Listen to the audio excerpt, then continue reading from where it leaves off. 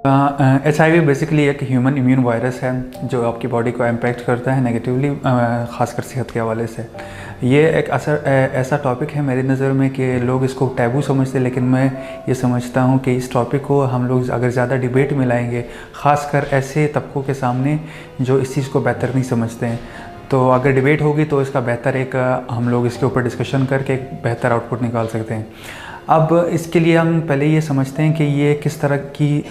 जो चीज़ें हैं या हम लोग माशरे में रहते हैं, तो कौन कौन सी चीज़ें ऐसी है जिसकी वजह से ये हमें इम्पैक्ट कर सकता है। उसमें सिर्फ सेक्सुअल रीज़न नहीं है, उसमें एक रीज़न ये है कि अगर आप लोग किसी नाई के पास जाते हैं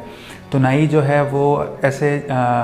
रेज़र्स यूज़ करता है जो कि ऑलरेडी यूज्ड होते हैं किसी और की बॉडी के ऊपर, और ब्लड निकल आता है। तो हम लोगों ने अक्सर औकात देखा है जब ब्लेड यूज़ होता है तो ब्लड मोस्टली किसी का अगर दाना या पिंपल वगैरह हो तो उस जगह पे जो है वो ब्लड निकल आता है। तो वहाँ पे जो वो रेज़र यूज़ हो जाता है तो वो अपने पैसों या 5 रुपये या 10 रुपये बचाने के लिए वो इस रेज़र का इस्तेमाल दोबारा करता है। जब वो दोबारा करेगा तो ऑब्वियस सी बात है वो जो दूसरे इंसान का खून है वो अगर तीसरा बंदा उस ब्लेड को दोबारा यूज़ करेगा और उसके ऊपर भी इसकी बॉडी के ऊपर एक कट आ जाता है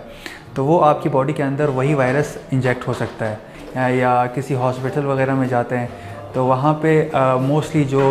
इलिटरेट एरियाज़ या रूरल एरियाज़ में होते हैं तो वो जो है इंजेक्शन का इस्तेमाल जो है वो